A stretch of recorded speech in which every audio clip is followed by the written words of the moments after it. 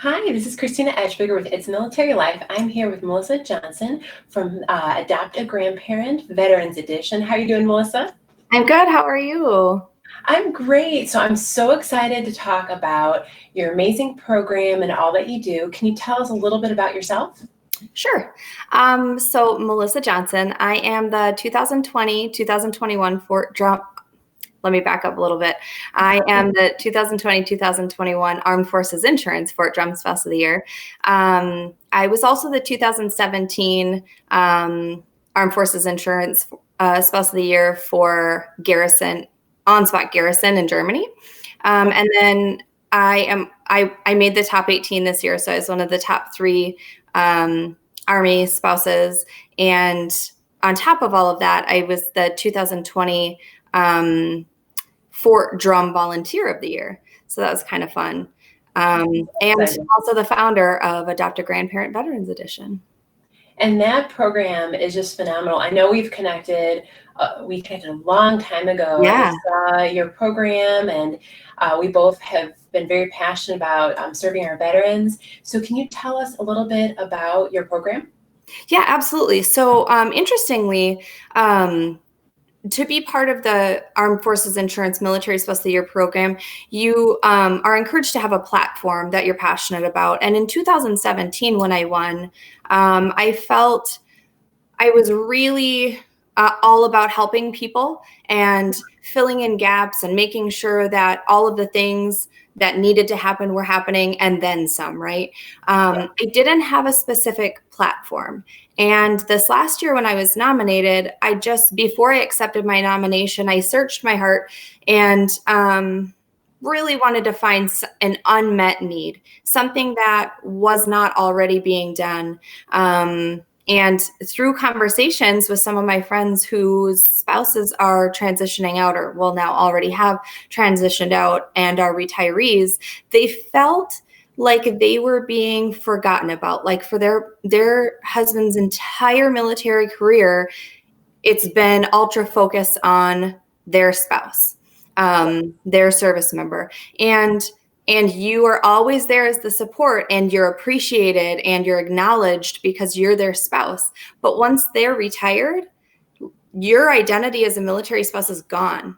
And how do you stay connected to that life that you knew for so long if that's something you choose to do? And so that tiny idea sprouted into Adopt-a-Grandparent Veterans Edition because I felt that all of the military installations really around the country, they all have nursing homes in the towns near them. And all of those nursing homes have veterans. And so they also have veteran spouses, which is not something that nursing homes document. They don't document if you are a veteran spouse. They only document if you are a veteran. Yeah. So I decided that what a great thing to do to connect the veterans and veteran spouses in the nursing facilities and care facilities in military installation towns, if you will, back to that military community. So the goal of the program really is to have the adopters be military family members, and then the adoptees be veterans and veteran spouses in those facilities. That's absolutely phenomenal, and that's so amazing. I know I've seen a lot of your work on Instagram and Facebook, and primarily the event that you had for, I think it was Military Spouse Appreciation Day, the photography event. That was so beautiful, and I have that on It's Military Life because you and your program are one of my pay it forward It's Military Outreach Life features, and those pictures were so beautifully done, and I believe it was done that in April, and it was right at the beginning. So my program was supposed to kick off March 19th, and our state, I live in New York, and our state shut down March 16th because of COVID. Yeah. So my program wasn't allowed to start the way that I envisioned, and so the one facility that I started working with at the time, it was the Samaritan Keep Home in Watertown. They were incredible helping me find a solution to help their residents. Their activities director, her name is Rose Bussler, salt of the earth, like a woman you just want to hang out with all the time. She's just amazing. She and I spoke several times back and forth of how can they feel supported by the military community without me being able to step foot in their building. And so a friend of mine, Heather Turner, sent me a private message on Facebook and said, I just saw this and it's the most beautiful thing. Maybe you could do something like this. And it was a woman who has been working at a nursing home for over 3 decades, who also does photography, decided to take some window shots of the residents in their facility. And I sent that to Rose and I said, I think we could do something with this. And she said, yes, let's do it. So we wanted to do that event for Military Spouse Appreciation Day, which is May 8th. However, we weren't able to do that, or which was May 8th. We weren't able to do that because of scheduling and weather. So instead, on Military Spouse Appreciation Day, my sponsor and I got together. My sponsor is Karen Carbone of First Command here in town. She and I got together and went and purchased flowers, and then I individually wrapped every single flower and I put a little card on there just saying, I appreciate you. And then all of the spouses, veteran spouses in the facility received one. I think there was 40 of them. Yeah. And so we did that. And then the pictures were the following week. We had a 2-day event because they had to be spaced in such a way that they wouldn't come in contact with each other in the hallways.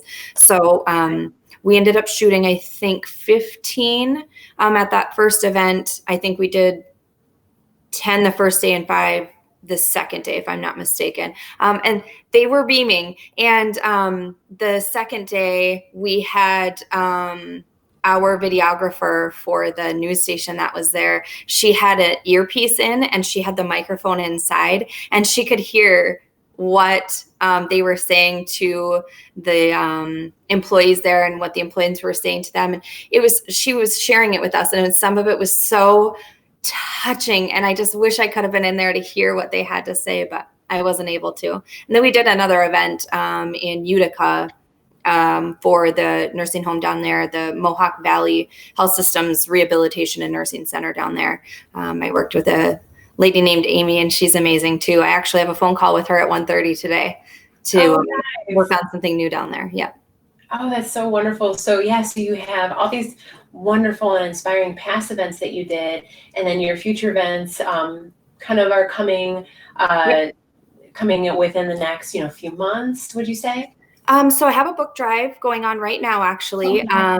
So side note, I participated in an online book party, and I was able to get 19 free books for this book drive. And I'm doing books like crosswords and coloring books and things like that, because when I spoke to the activities director here, she felt that there wasn't a whole lot of readers in her facility right now, but that doesn't mean there won't be in the future.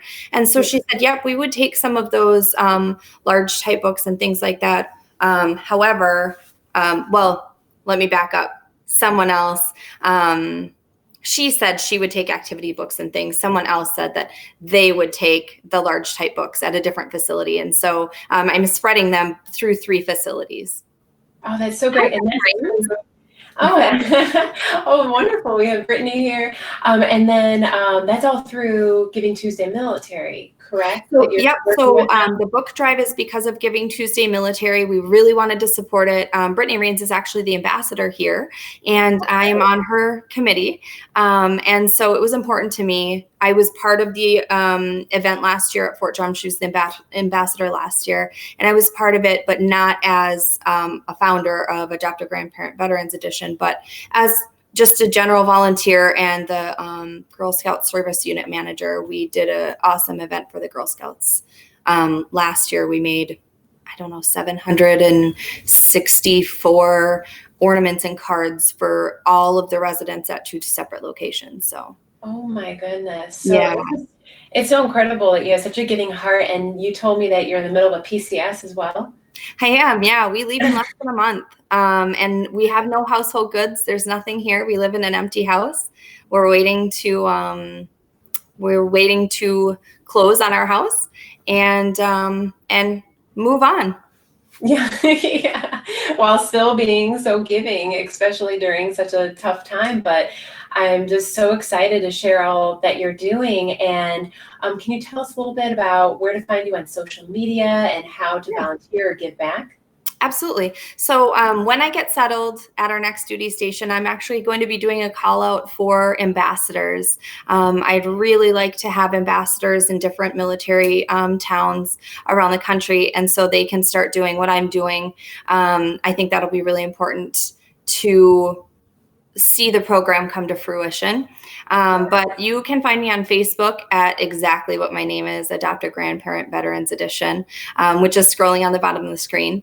That is where you'll find me on Facebook. I have an email address, which is adoptveteransedition, all lowercase, all one word, at gmail.com. I have Instagram, which is the same, Adopt Veterans Edition.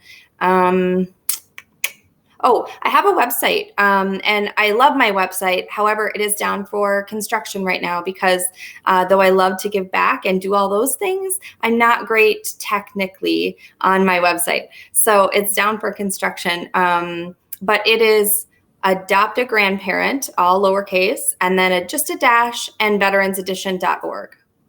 Wonderful. Okay, and so we'll definitely be looking out for that. And I know I will be having a blog post up within the next hour all about all that you do with the video. It'll also be available on YouTube. So I'm so excited. Thank you so much for visiting with us. Any last things to say to everybody that's watching?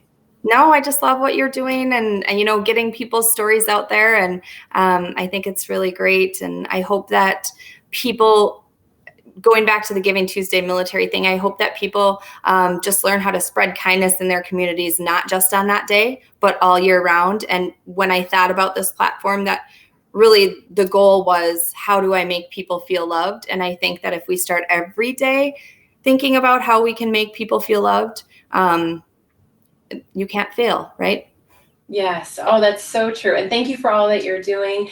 And I look forward to seeing all the work in the next few weeks. All right. Thanks so much, Christina. Thank you. Bye.